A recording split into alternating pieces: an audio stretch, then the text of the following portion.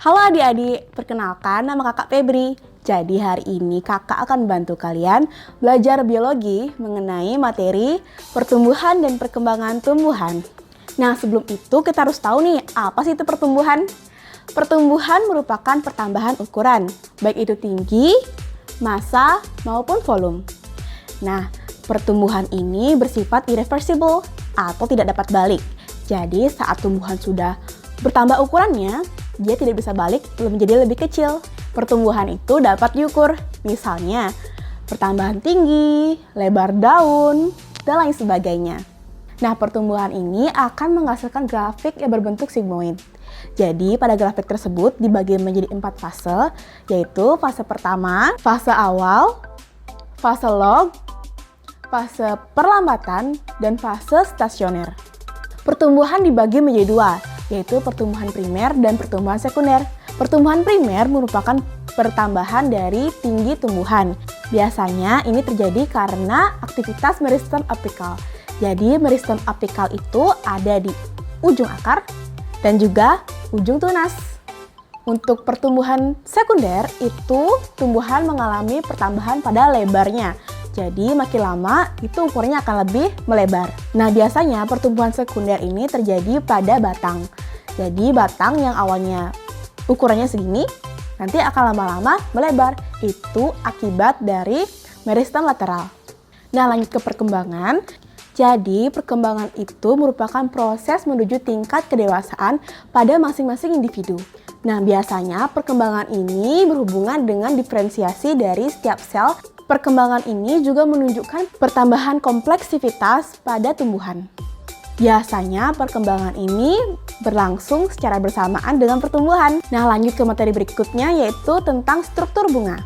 Nah, jadi di sini Kak Febri punya gambar dari struktur bunga. Ayo kita identifikasi. Mulai dari bawah ya. Ini disebut dengan tangkai bunga.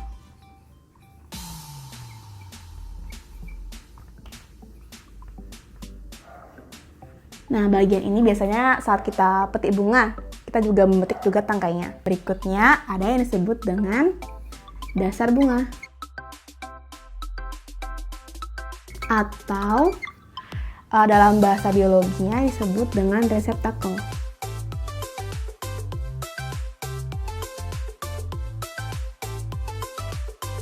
Nah, berikutnya ada yang disebut dengan kelopak. Biasanya kita kan sering tertukar gitu ya. Ini kita sebut kelopak, padahal itu sebenarnya mahkota dan kelopak itu sebenarnya yang ini. Dan nama biologinya itu dia sepal. Ya, sepal itu untuk satu atau tunggal. Jadi kalau ini dan ini disebut dengan calyx, oke? Nah, berikutnya ada mahkota nih. Mahkota itu yang ini. Mahkota bunga. Jadi bahasa biologinya itu adalah petal. Ya.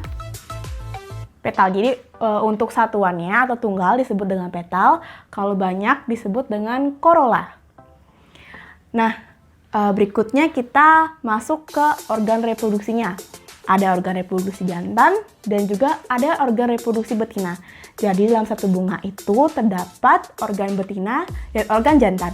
Kita jelasin dulu ya organ jantan. Jadi bagian organ jantan itu bagian benang sarinya. Ini merupakan bagian benang sarinya.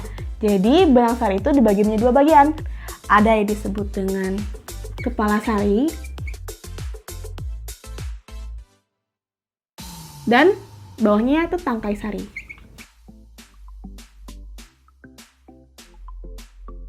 Nah, kepala sari ini bahasa biologinya disebut dengan antera, oke?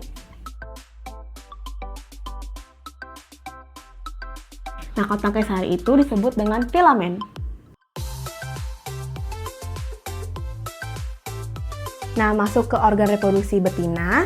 Jadi, pada bagian reproduksi betina itu adalah bagian putik. Jadi, bagian putik itu disebut dengan pistil. Kalau tadi yang jantan disebut dengan stamen, oke?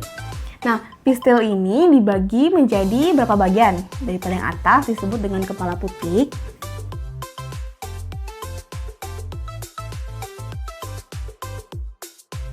Nah, kepala putik ini disebut dengan stigma.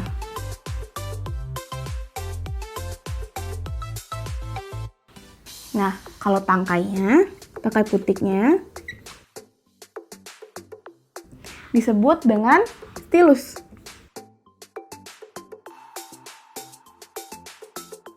Lalu, pada dalamnya ini disebut dengan ovarium, oke? Dan bagian ini merupakan bagian ovulum. Bisa sampai tertukar ya. Jadi ovarium itu nantinya akan berubah menjadi buah dan ovulum ini akan berubah menjadi biji. Nah, setelah memahami struktur bunga, mari kita bahas tentang pembuatan gamet dari jantan dan betina. Pembuatan gamet jantan itu dinamakan dengan mikrosporogenesis dan pembuatan gamet betina disebut dengan megasporogenesis. Adapun tahapan pembentukan mikrosporogenesis yaitu pertama, sel induk mikrospora melakukan pembelahan meiosis 1 dan menghasilkan sepasang sel haploid. Kedua, sepasang sel haploid membelah meiosis 2 dan menghasilkan 4 mikrospora yang haploid dan berkelompok menjadi 1. 3. Setiap mikrospora mengalami pembelahan karyokinesis sehingga menghasilkan 2 inti haploid, yaitu inti vegetatif dan inti generatif. 4. Inti generatif membelah secara mitosis sehingga membentuk 2 inti sperma yang dikenal dengan inti generatif 1 dan inti generatif 2. Pembentukan gamet betina disebut dengan megasporogenesis. Hal ini berlangsung di dalam ovarium atau bakal buah. Di dalam ovarium terdapat bakal biji atau ovulum yang mengandung sel induk megaspora. Tahapan megasporogenesis yaitu sebuah sel induk megaspora dengan inti diploid di ovarium mengalami pembentukan meiosis 1 dan menghasilkan 2 sel haploid. Kedua sel haploid tersebut mengalami pembelahan meiosis 2 sehingga menghasilkan 4 megaspora haploid. 3 anakan diantaranya mengalami degenerasi. Megaspora yang masih hidup mengalami 3 kali mitosis diikuti karyokinesis tanpa sitokinesis dan menghasilkan sel besar dan 8 inti haploid. 8 inti anakan tersebut adalah 2 kandung lembaga sekunder, 3 antipoda, 2 sel sinergit, dan 1 ovum. Nah, setelah pembuahan ini berhasil, maka akan terbentuk embrio. Proses dari pembentukan embrio ini disebut dengan embriogenesis. Tahap awal embriogenesis ini yaitu pembelahan zigot menjadi sel apikal dan sel basal. Sel apikal ini mengandung banyak sitoplasma yang nantinya akan berkembang menjadi embrio. Sel basal memiliki banyak vakuola yang membuatnya membelah dan menjadi panjang membentuk kumpulan sel yang disebut dengan suspensor. Satu sel basal yang ada di bawah sel apikal kemudian berkembang menjadi hipofisis yang nantinya akan menjadi kolumella pada akar. Setelah zigot berkembang menjadi sel apikal dan sel basal, perkembangan embrio akan mengalami 4 fase utama. Fase pertama yaitu fase globular. Pada fase ini, sel apikal akan membelah menjadi 8 sel, kemudian akan berkembang menjadi bentuk globular dan ke bentuk triangular. Pada bentuk triangular, terdapat lapisan tipis pada bagian luarnya disebut dengan protoderm yang nantinya akan membentuk epidermis. Lapisan berikutnya yaitu meristem dasar yang nantinya akan membentuk endodermis dan korteks. Lalu di dalamnya ada prokambium yang nantinya akan berkembang menjadi jaringan fasikuler dan perisikkel pada akar. Fase berikutnya yaitu fase hati. Pada fase ini, sel akan terus membelah. Bagian tengah sel akan berkembang menjadi jaringan meristem tunas apikal. Pada fase ini dibagi menjadi 3 daerah, yaitu daerah apikal yang nantinya akan berkembang menjadi kotiledon dan jaringan meristem tunas apikal, daerah tengah yang nantinya akan berkembang menjadi hipokotil dan akar, serta daerah hipofisis yang akan berkembang menjadi meristem akar.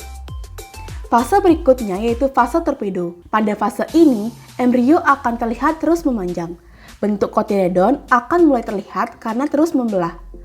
Fase terakhir yaitu fase pematangan. Pada fase ini, karena bakal kotiledon terus memanjang, maka ia akan melipat. Kemudian, embrio dan biji akan kehilangan air untuk proses dormansi. Nah, setelah mengalami embriogenesis, maka tumbuhan akan mengalami perkecambahan atau germinasi. Proses perkecambahan diawali dengan masuknya air ke dalam biji yang kering. Biji yang kering tersebut akan menyerap air dari lingkungan sekitarnya atau imbibisi. Setelah biji menyerap air, maka ukuran biji akan mengembang dan membesar, sehingga menyebabkan kulit biji kadang menjadi pecah. Air yang masuk akan memicu aktifnya hormon giberelin pada embrio. Hormon tersebut kemudian akan memicu sel-sel di lapisan aleuron untuk memproduksi enzim amilase. Enzim amilase yang telah dihasilkan akan bekerja di endosperma untuk mengubah pati menjadi gula. Gula yang telah dihasilkan akan ditransfer kepada embrio sebagai bahan untuk pembentukan embrio. Nah, perkecambahan ini dibagi menjadi dua tipe. Ada epigel dan hipogel. Perkecambahan epigel adalah tipe perkecambahan di mana kotiledon biji terangkat dari tanah ketika biji berkecambah. Terangkatnya kotiledon ini karena pada masa awal pertumbuhan embrio, bagian hipokotil tumbuh lebih panjang daripada epikotil.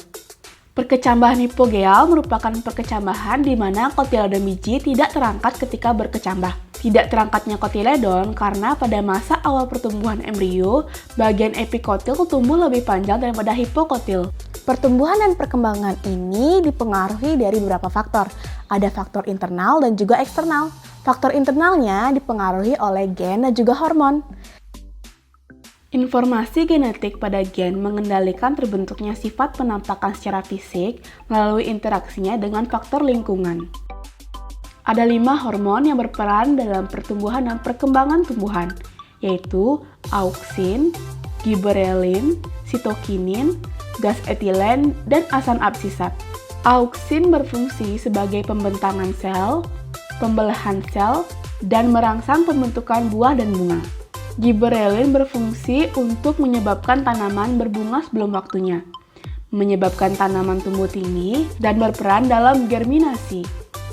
Sitokinin berfungsi untuk merangsang pertumbuhan akar, mempercepat pelebaran daun, dan merangsang pertumbuhan ke arah samping. Gas etilen berfungsi untuk mempercepat pemasakan buah, mempertebal batang, dan pengguguran bunga.